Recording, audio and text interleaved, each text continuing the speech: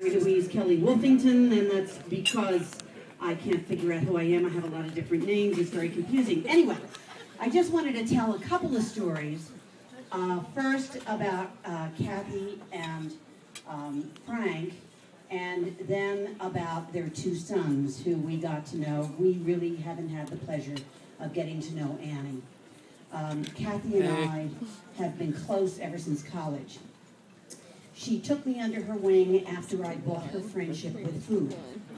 She didn't like me before I dropped off food that my Aunt Helen, who was very large, used to send to me, and then she decided I was good enough to take home. So she took me home on a weekend and to Newport, and I met her family, including her sister Janie. Now, some of you might know that Janie is, from the old days, people would say retarded, today they would say challenged, but she was so sweet, and the best part about her was her judgment. And she came up to me and she said, "Oh, Mary Lou, you're so pretty." And I said, "Well, thank you very much." And then she followed me upstairs. She said, "Oh, wow, Kathy, your friend is so pretty." And I said, "Your sister is so nice." And Kathy said, "Yes, she is." She said, "But of course she's retarded." And I said, "That's a very unkind thing to say. She has great judgment." And then I learned that indeed she was, and I sat down and I tried to read a book by Ian Fleming, and I picked it up, and her father had been reading all of his books, but it looked like Swiss cheese. Everything was cut out of the different pages, and I said to Kathy, "There's something terribly wrong with these books. What happened to all these words?" She said, "Oh, well, my father doesn't think that a bad word should be left in a book, so he takes a razor and cuts them out." That gives you an idea. This is a very strange family. Then I meet Frank, fabulous Frank. Frank always knows everything. He is just brilliant. He is so smart that my husband Richard kept saying, "The guy's full of shit. Nobody knows that much stuff. Nobody could know that much stuff."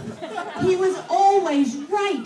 It didn't matter what the topic was. He had it right every time. He read a book about antique ships. What do you think he did? He built one in the garage. I mean, the guy's just utterly amazing, and all he would say to me is, "You know why I married Kathy?" I said, "I have not a clue." He said, "Well, I thought the two of us together, I could wind up maybe having some children who would have a good sense of humor, and maybe one of them would even take the prom queen to the prom." And I think it was a Tony or Byron, Tony, who took the prom queen to the prom, and I heard about it and I said, "Kathy, I think it's a home run." And so he just turned to me sitting there now after all the accolades were being said about Tony. Which, by the way, at an event like this, whoever says something bad about the bride or groom to be? I mean, give it a break. Anyway, he turned to me, he said, "Can you believe, is it possible that that's my son?" I said, "Indeed it is. And you're both a wonderful combination.